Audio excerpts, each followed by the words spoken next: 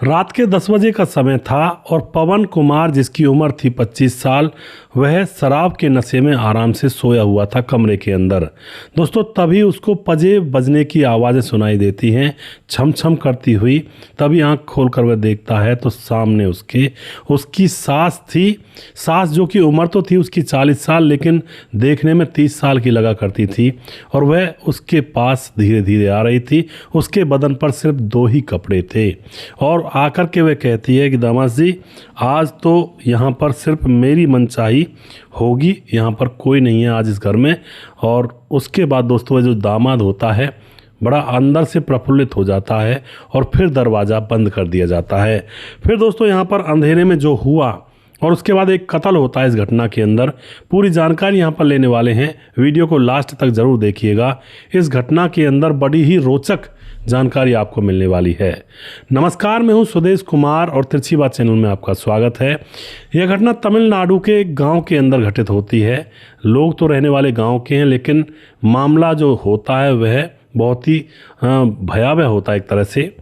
दोस्तों, जहां पर गायत्री देवी नाम की एक महिला रहा करती है, उम्र है 40 साल और उसके पति की तो मौत हो चुकी है। उसकी बेटी है जो कि 22 साल की है और 22 साल की बेटी शादी के योग्य हो रही है। तो अपनी बेटी की वह शादी करना चाहती है। प्रॉपर्टी उसके पास काफ़ी है, पैसा भी काफ़ी है और आमदनी भी काफ़ी उसकी हो जाया करती है। बेटी के लिए एक लड़का ढूंढती है। लड़के का नाम होता है पवन और पवन जो कि बैंक में काम किया करता था, तो उस लड़के से अपनी बेटी की है शादी कर देती है। शादी होने के बाद 2-3 महीने गुजर जाते हैं तो अब जो दामाद होता है वह नौकरी किया करता बैंक में। अब सास कहती है कि बेटा मुझसे मिलने के लिए आ जाओ, मेरा जन्मदिन है। तो बेटी और दामाद को मिलने के लिए अपने घर पर बुला लेती है। लेकिन वहाँ पर जैसे वह बुलाती है तो दामाद की तरफ उसकी नज़रें टिकने लगती हैं। इधर दामाद भी जब अपनी सास को गौर से देखता है, वह सोचता है कि मेरी पत्नी से भी ज़्यादा खूबसूरत तो मेरी सास है। नज़रें आपस में मिलने लगती हैं और एक दूसरे की तरफ मुस्कुराने लगते हैं। लेकिन अभी तक यहाँ पर कोई ऐसी बात नहीं बन पाई थी। अब उसके बाद जन्मदिन की पार्टी ख़त्म हो जाती है। उसके 10 दिन के बाद ही अब ये प्लानिंग बनाते हैं। गायत्री देवी कहती है अपनी बेटी से कि बेटी, ज़िंदगी भर हम यहीं पड़े रहेंगे, कहीं घूम कर भी आएंगे। अपनी बेटी से कहती है कि चलो आगरे का ताजमहल देखने के लिए चलते हैं।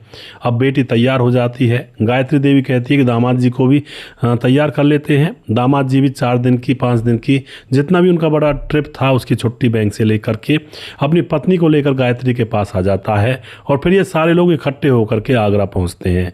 वहाँ पर 1-2 दिन के लिए रुकते हैं। एक ही कमरा बुक कर लिया करते थे क्योंकि अलग अलग ये नहीं सोया करते थे। अलग सोते तो सास अकेली रह जाती कमरे में, इसलिए एक ही कमरे के अंदर तीनों सो जाया करते थे। अब तो 1-2 दिन यहाँ पर गुजारते हैं आगरे के अंदर, खूब खाते पीते हैं, इधर उधर भी घूमते हैं, ताजमहल भी देखते हैं। उसके बाद जैसे घर जाने का समय था तो अब सास कहती है कि क्यों ना हम कुल्लू मनाली भी चलें, ठंड में चलें, बर्फ़ में चलें। अब जो दामाद होता है वो अपनी छुट्टियां और बढ़वा देता है फ़ोन करके और फिर ये निकल जाते हैं कुल्लू मनाली की तरफ। और वहाँ जाने के बाद दोस्तों क्या होता है, वहाँ होटल के अंदर एक ही कमरा मिलता है और वैसे भी ये एक कमरे में रह लिया करते थे। तो एक कमरे में ये तीनों ठहर जाते हैं। ठंड का मौसम था, वहीं पर लेट जाया करते जैसे तैसे। माँ बेटी तो एक साइड में लेट जाया करते, दामाद एक साइड में लेट जाया करता। उसके बाद वहाँ पर खूब एंजॉयमेंट कर रहे थे, बर्फ़ में घूमना, फ़ोटो खिंचाना, इधर उधर जाना जहाँ भी उनको जाना था। अब क्या होता है, ज़्यादा ठंड की वजह से जैसे मौसम का परिवर्तन हुआ था तो जो पूजा होती है वो बीमार हो जाती है। और जब वो बीमार होती है, शाम का समय था 5 बजे का, उस समय उसको कहीं दूर हॉस्पिटल में भी नहीं ले जाया जा सकता था। तभी वहीं पर कोई छोटा सा कोई क्लिनिक था जिसमें एक डॉक्टर था और वहाँ पर 2-4 बेड थे। अब वहाँ पर ये जाते हैं दिखाने के लिए। अब उसमें भी बेड खाली नहीं था। वहाँ पर डॉक्टर कहता है भाई एडमिट रहना पड़ेगा इसको 2 दिन के लिए कम से कम, क्योंकि बहुत ज़्यादा इन्फेक्शन बढ़ चुका है, सर्दी खांसी जुकाम का फेफड़ों में जा चुकी है सर्दी, तो ऐसे काम नहीं चलेगा। तो वहाँ पर जैसे तैसे वह डॉक्टर एक बेड खाली करवाता है और उस बेड पर उस लड़की पूजा को लिटा देता है। उसका ट्रीटमेंट वहाँ पर चालू हो जाता है। अब दोस्तों शाम हो जाती है, सर्दी का मौसम था। अब ये सास और दामाद परेशान कि भाई हम तो थक गए हैं, पूरे दिन यहाँ पर खड़े हुए हैं। डॉक्टर कहता है जी यहाँ पर रुकने का इंतज़ाम तो है नहीं, आप जहाँ पर ठहरे हुए हो आप वहाँ पर रुक जाओ, यहाँ पर हम लोग रहते हैं रात भर और कोई दिक्कत नहीं होगी आपकी बेटी को। बहुत और मरीज़ भी हैं, हमारे लोग भी यहाँ पर हैं, रात भर दवाइयाँ चढ़ेंगी। तो सास और दामाद वापस से अब उस होटल के उस एक कमरे में पहुंच जाते हैं। वहां जाने के बाद अब दोस्तों इनका मूड बन जाता है। जो दामाद होता है शराब लाकर पीने लगता है, क्योंकि वह कभी कभार पी लिया करता था। कहता है सासू जी मैं तो शराब पीऊँगा क्योंकि सर्दी बहुत लगी हुई है और थोड़ा इन्जॉयमेंट यहाँ पर कर लूँगा मैं तो शराब पी करके। इतने में सास बोलती है कि शराब तो मैं भी पी लेती थी कभी कभी तुम्हारे पापा के साथ, लेकिन जब से तुम्हारे पापा गए हैं तब से तो मेरी ज़िंदगी सूनी सूनी हो गई, वरना हम दोनों मिल करके खूब घूमा करते थे, शराब भी पी लिया करते थे और मज़े में रहा करते थे। अब दोस्तों यहाँ पर दामाद कहता है तो क्या हुआ, शराब तो अब मेरे साथ भी पी सकती हो। तो दोस्तों उसके सामने सास के सामने वह शराब का जाम गिलास बनाकर दे देता है।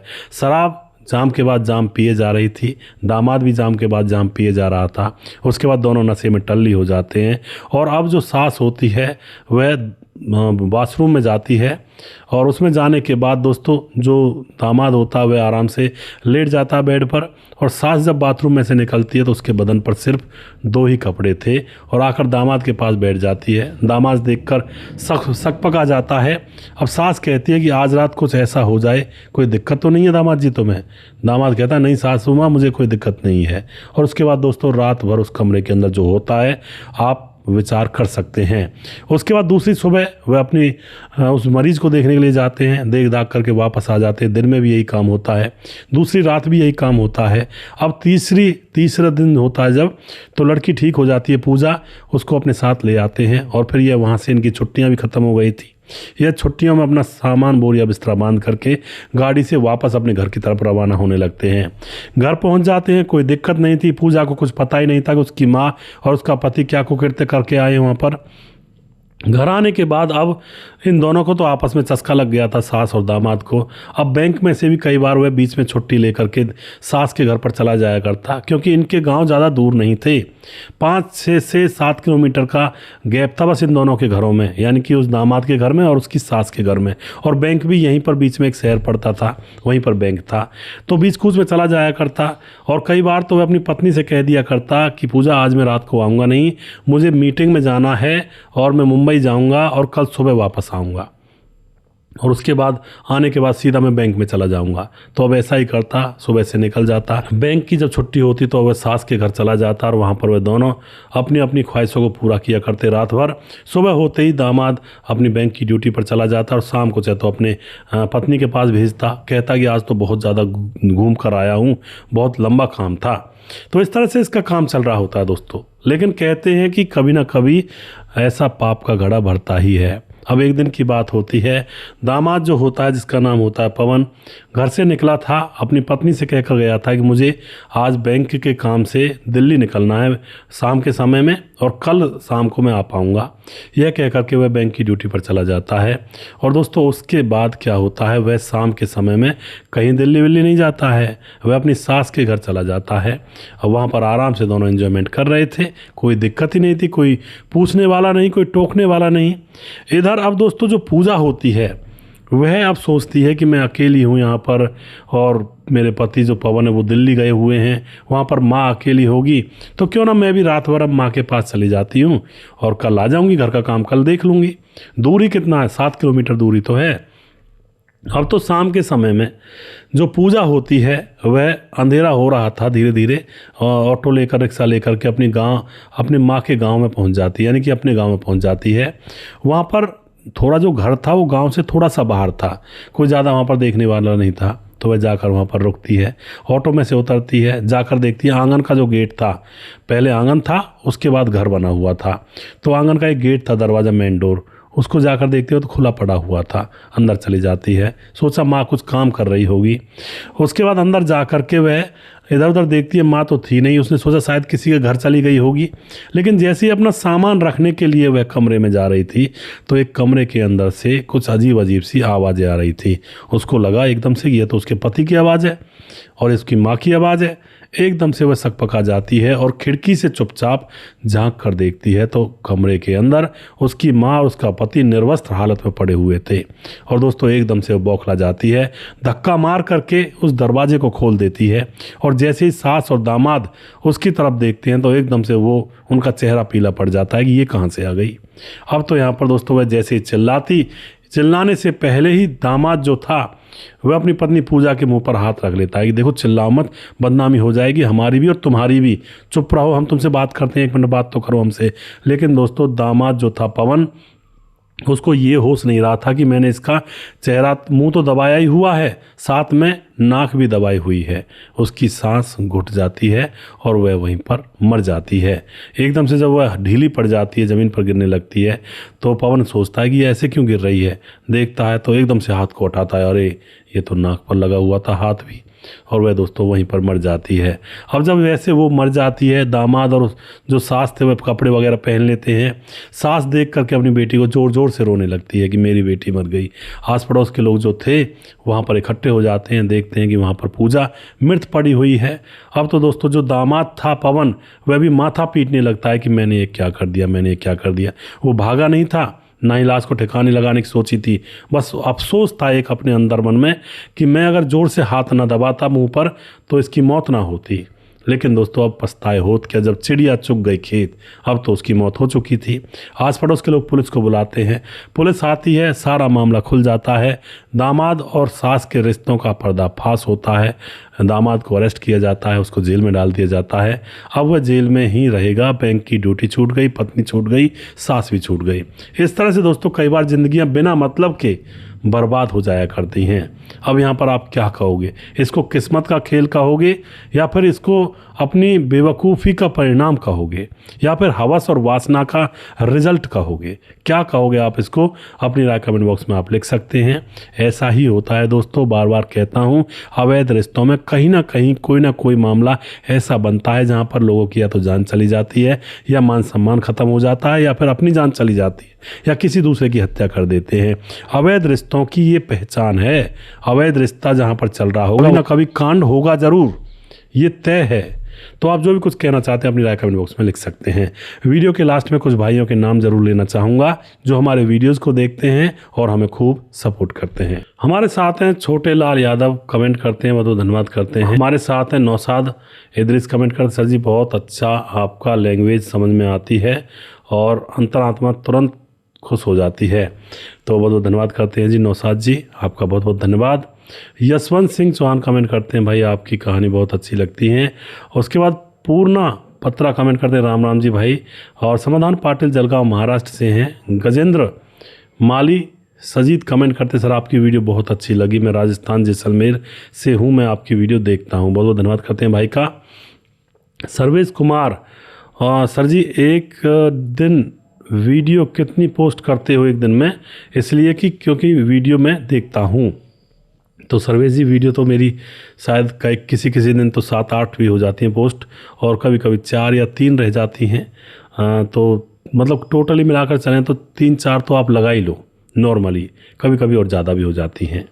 उसके बाद हमारे साथ रजत सैनी कमेंट करते हैं। सुजीत कुमार कमेंट करते हैं, गुरुजी राधे राधे, गुड मॉर्निंग, कैसे हो? मैं बिल्कुल ठीक हूँ। वेणु शंकर कमेंट करते हैं। भीमदत्त जोशी कमेंट करते हैं, अपनी इज्जत को बेचकर भी सरपंच नहीं बन पाई, बलजीत ने भी मजा लिया और वोट नहीं दिलाया, बेमौत मारा गया, वोट दिला देता तो आगे भी मजा लेता। जी बिल्कुल भीमदत्त जोशी जी, नेपाल से हैं भीमदत्त भाई। राम गोसाई बहुत सुंदर स्टोरी भाई जी, बहुत धन्यवाद करते हैं जी। संजय कुमार बैरवा देवलिया कला अजमेर से कमेंट करते हैं। राम गोसाई दोबारा से कमेंट करते हैं, भाई जी 27 वोट एक घर में, यही तो राहुल गांधी जी ने भी बोला था। उसके बाद हमारे साथ प्रवीण बघेल से पुरी से हैं। पवन सिंह बैस और यशवंत सिंह चौहान, भाई साहब मेरा और मेरे बेटे का नाम लेना, मेरा नाम यशवंत सिंह चौहान, मेरे बेटे का नाम आयुष्मान सिंह चौहान और छोटे बेटे का नाम राजवीर सिंह चौहान, नाम जरूर लेना। जी बिल्कुल आपके बेटों का मैंने नाम लिया है। आपका परिवार खुश रहे, खुशहाल रहे, आप खुश रहें, आपके बच्चे पढ़े लिखें और आगे बढ़ें, तरक्की करें। बहुत बहुत भगवान का आशीर्वाद आपके ऊपर बने। उसके बाद सुजीत कुमार दोबारा से हैं और उसके बाद हमारे साथ पान सिंह हैं। व्यक्तिगत जीवन को जितना संभव हो सोशल मीडिया से दूरी रखना चाहिए। जब हम अपनी निजी खुशियों को बार बार दिखाते हैं तो अक्सर अनचाही नज़रों और चर्चाओं का निशाना बन जाते हैं। आज इसका उदाहरण कथावाचक इंद्रेश उपाध्याय जी हैं। विवाह से जुड़े वायरल किस्सों में साफ दिखाई देता है, यहाँ निजी बातें अनावश्यक बहसों का विषय बन गई हैं। जी ये बात तो बिल्कुल सही कही है पान सिंह भाई ने कि अपनी कोई तरक्की है मान के चलो कोई गाड़ी लेकर आता है तो सबसे पहले फ़ोटो खींचकर सोशल मीडिया पर डालते हैं, लेकिन ये पता नहीं होता उनको कि हर कोई इस चीज़ को देखकर खुश नहीं होता है। कुछ निगाहें, कुछ नज़रें ऐसी भी हैं जो आपकी इस गाड़ी से भी जलते होंगे, आपकी तरक्की से जलते होंगे, आपके आस पड़ोसी, आपके रिश्तेदार। दोस्तों ज़्यादातर जलना फूकना रिश्तेदार और पड़ोसियों का ही होता है, क्योंकि अनजान आदमी क्यों जलेगा, उसको कोई लेना देना नहीं उससे। तो जलने का काम भी और गलत निगाहें भी जानकार लोगों की ही होती हैं। तो सही बात कही है पान सिंह भाई ने कि अपनी जानकारी ज़्यादा इस तरह से साझा ना करें, बस सोशल मीडिया को अपने काम के लिए यूज़ करें। मोनू जैन कमेंट करते हैं, बहुत बहुत धन्यवाद करते हैं भाई का।